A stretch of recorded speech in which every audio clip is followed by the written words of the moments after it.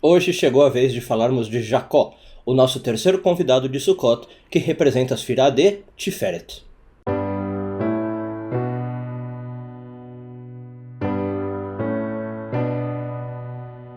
O nosso terceiro convidado, Jacó, é a Sfirá de Tiferet, e Tiferet é a primeira Sfirá das que nós estamos falando, que está na coluna do centro, na coluna do meio da árvore da vida. E isso é bastante importante porque já vai dizer bastante sobre Tiferet e sobre Jacó. Todas as Sfirot que se encontram no meio da árvore da vida, elas são, por assim dizer, uma síntese, um resumo das duas Sfirot superiores que vêm antes delas. Então, no caso de Tiferet, ela vai representar a harmonia e o equilíbrio entre Hesed e Gevurah. Se a gente falar em termos bíblicos mesmo, os personagens que nós estamos vendo, Jacó é a harmonia entre Abraão e Isaac, os dois patriarcas que vieram antes. Então Tiferet está muito ligado a equilíbrio, a harmonia. A tradução exata de Tiferet não é essa, tá? Tiferet significa beleza, mas ela representa isso, harmonia e equilíbrio. Por que a tradução é uma coisa e ela representa outra? No mundo antigo, às vezes algumas pessoas ainda têm essa visão, uma coisa vista como bela era uma coisa harmônica. No tempo, se você pensar da arte mais antes do modernismo, as coisas belas eram consideradas coisas harmônicas, as coisas que tinham uma proporção exata, as coisas que tinham medidas muito boas. Então, por exemplo, a gente vê que a arte grega, começa por ali, falava da proporção áurea, do número áureo, as coisas feitas com proporções bonitas, a Mona Lisa, todos esses quadros famosos que a gente tem eram feitos dentro de grandes proporções matemáticas, para que eles ficassem bonitos. E realmente eu particularmente, acho que dá um efeito bem bacana. Então, aqui Tiferet significa beleza no sentido de equilíbrio. Bom, agora, vamos tentar ir para o lado um pouquinho mais filosófico. De que equilíbrio que nós estamos falando? Na Kabbalah, quando a gente fala de equilíbrio, a gente tem que tentar entender que é um equilíbrio dinâmico. O que significa isso? Conectar-se com Tiferet é a capacidade de eu conectar ao mesmo tempo com Hesed e com Gevurah. É isso. É a capacidade, se ficar mais fácil pensar assim, de eu estar em dois lugares ao mesmo tempo. Então, quando eu estou em Tiferet, significa que eu sei usar o meu lado Hesed, eu sei usar o meu lado de bondade, que a gente viu no primeiro vídeo, de Abraão, e eu sei usar também o meu lado de julgamento e de severidade, que a gente viu no segundo dia, no vídeo de Isaac.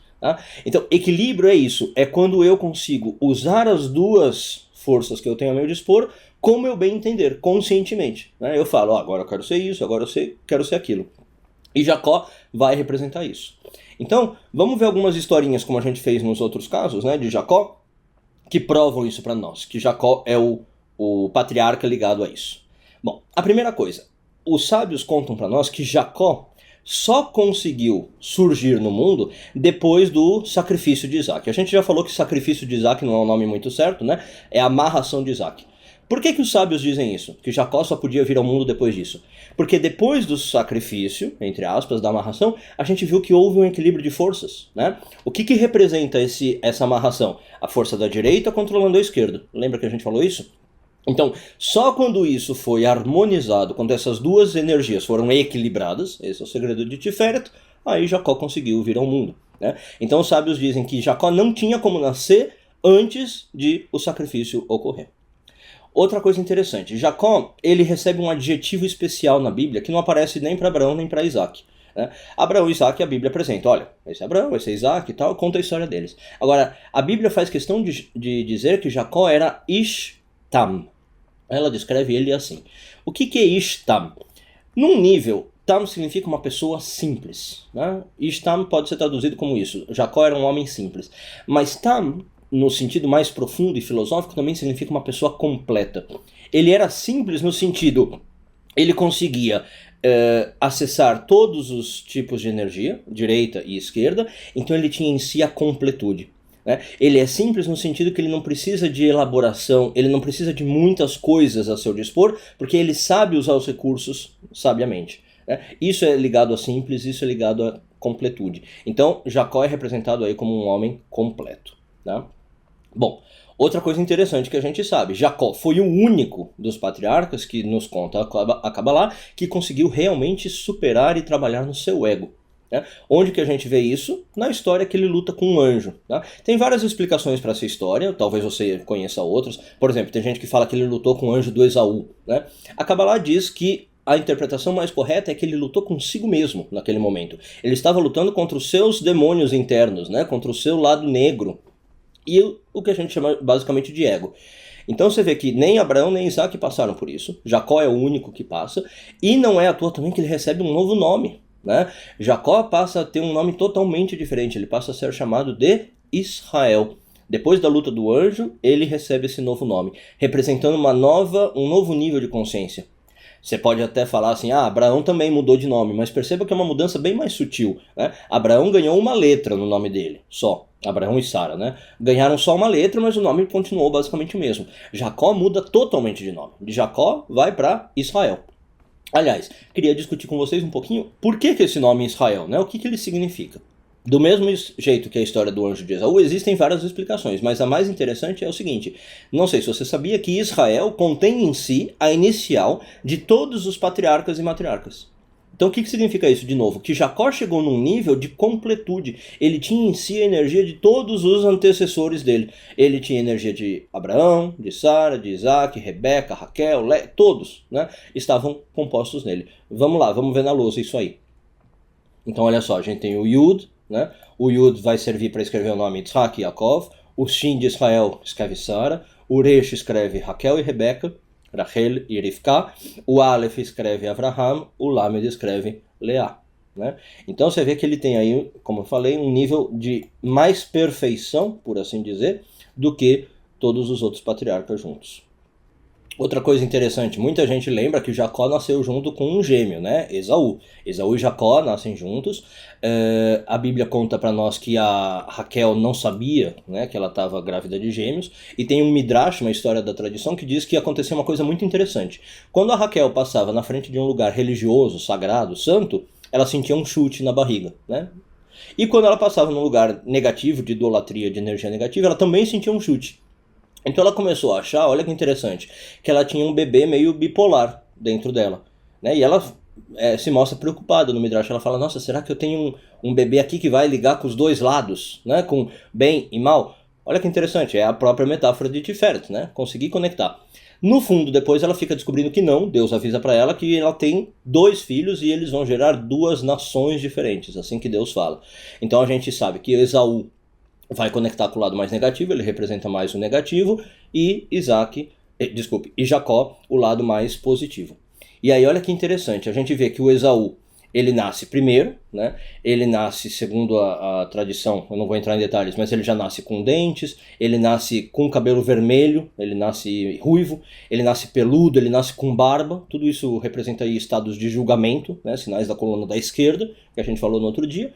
E o Jacó, o que a gente sabe? Que nasce preso no calcanhar do Esaú. Né? Aliás, o próprio nome Yaakov, em hebraico, é isso, vem de Ekev, que é calcanhar. Então o que significa isso? Ele já está tentando, né, esse ato de nascer preso no calcanhar, ele já está tentando se conectar com aquela energia para ter as duas, a dele e a do Esaú. Ele está tentando já trabalhar nessa polaridade harmônica, essa polaridade no sentido de harmonizar. E aí o que é interessante que a gente vê ao longo da história? Que ele vence Esaú de certo modo, né? Ele supera o Esaú. Apesar de ele ser o cara mais simples, mais pacato, o Esaú era guerreiro, batalhador, aliás o preferido do pai, né? A gente também falou isso. O Jacó acaba ganhando do Esaú. Com um truque, é verdade, né, com uma gambiarra ali, mas ele compra a primogenitura, ou rouba a primogenitura, como você quiser, e a bênção que era para ser do Esaú. Né? Então tem aquele episódio das lentilhas, né, o caldo de lentilhas, o caldo vermelho, ele vende o caldo, ou ele troca o caldo pela primogenitura, e depois ele recebe a bênção especial. Isso também mostra aí o nível que Jacó consegue atingir. O que é interessante daqui a gente ver também é que para a gente chegar nesse nível, às vezes a gente precisa recorrer a um trabalho intenso e lidar com o mal. Né? Então, às vezes a gente tem a ideia assim, para eu ser um ser mais perfeito, completo, ligado a Tiferet, eu vou receber ajuda divina, né? Deus vai me fazer assim, eu vou receber uma luz do céu e me iluminar. Não, depende do nosso esforço pessoal, né? Depende do nosso trabalho. Então você vê que aqui no caso, como eu falei, Jacó tem que aprender a lidar com o mal o tempo inteiro, ele tem que aprender a lidar com o irmão, ele tem que ser mais esperto que o irmão, ele tem que vencer o irmão. De novo, a gente está falando de vencer a coluna da esquerda, né? De saber lidar com a coluna da esquerda. Onde que mais acontece isso, se a gente lembrar em outra passagem da história de Jacó?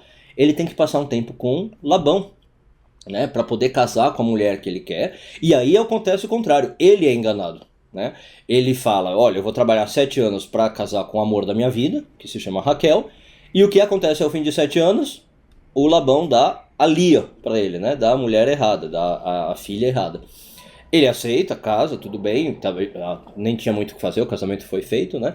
Mas ele fala, agora então eu vou trabalhar mais 7 anos para chegar na Raquel. Então o que isso representa, de novo? O comprometimento em fazer o trabalho, em arcar com as consequências, em pagar o preço que for necessário para eu chegar na completude. Por que Jacó é o único que tem 2 esposas oficiais, né? Porque a gente está falando de viver de novo em 2 realidades, conseguir harmonizar 2 realidades. Os sábios da Kabbalah ensinam para nós que Raquel e Lia, em vários aspectos, eram aspectos diferentes. A Raquel, ela representa muito mais a doçura, a bondade, o amor. A Lia era uma personagem mais difícil, né? uma energia mais de julgamento. Jacó é o único que consegue ter essas 2 esposas e lidar com elas bem, né? Viver com as 2. Não é à toa também que ele é o único que vai gerar as 12 tribos de Israel. É dessas 2 esposas que vêm as 12 tribos. Né? Então você vê, Abraão e Isaac tiveram uma esposa. Eles não estavam trabalhando isso de estar em 2 lugares ao mesmo tempo. Esse é o simbolismo de Tiferet. Eles não estavam trabalhando nessa coisa de harmonizar, de equilibrar 2 energias. Então, para encerrar o vídeo de hoje, resumindo, né, como é que eu me conecto com Tiferet, como é que eu me conecto com Jacó? Eu me conecto quando eu aceito esses 2 pilares da árvore da vida, essas 2 colunas. Quando eu reconheço que existem coisas boas e reconheço que existem coisas ruins. O que significa esse reconheço? Eu uso as coisas e trabalho. Né? Quando eu vou pela minha vida, por exemplo, negando uma dessas existências, falo, não, o mal não existe, por exemplo, a vida é só coisa boa, né? Eu não estou me conectando com Tiferet. A sabedoria de Tiferet é eu saber que não, existem as 2 coisas, nós vivemos num mundo de polaridade e eu tenho que aprender a viver nesse mundo. De novo, na história de Jacó eu tenho que saber lidar com Esaú, eu tenho que saber lidar com Labão, eu tenho que trabalhar para eles até se necessário, para me aperfeiçoar como pessoa.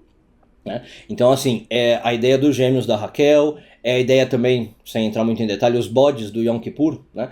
A Bíblia conta que quando o sacerdote ia fazer o sacrifício de Yom Kippur, na Bíblia, ele separava 2 bodes. Um bode era oferecido para Deus e outro bode era oferecido para uma força chamada Azazel. Né? Esse bode era morto ou solto no deserto, existem variações, mas ele ia para a energia negativa. Eu preciso reconhecer esses 2 lados. Né? Do ponto de vista cabalístico, o que nós estamos falando? É bom ver o mal, é bom reconhecer que existe o mal, saber que ela é uma realidade no mundo, e como eu falei, que de vez em quando eu preciso trabalhar com ela, lidar com ela. O importante é saber superar, controlar. Né? Então Tiferet eu de novo, saber usar os 2 lados a meu bel prazer, quando eu quiser. Então, por exemplo, eu talvez perceba que eu estou muito na direita, aí eu falo, não, agora eu vou ficar um pouco mais na esquerda. Ou ao contrário, eu percebo que eu estou muito na esquerda, eu vou ficar um pouco na direita. Quando eu consigo esse equilíbrio de eu decidir em que time eu vou jogar, vamos chamar assim, eu estou dominando o Tiferet, eu estou promovendo esse equilíbrio que é dinâmico, como eu falei, e aí eu estou me conectando com a figura de Jacó. Um bom dia a todos e tudo de bom.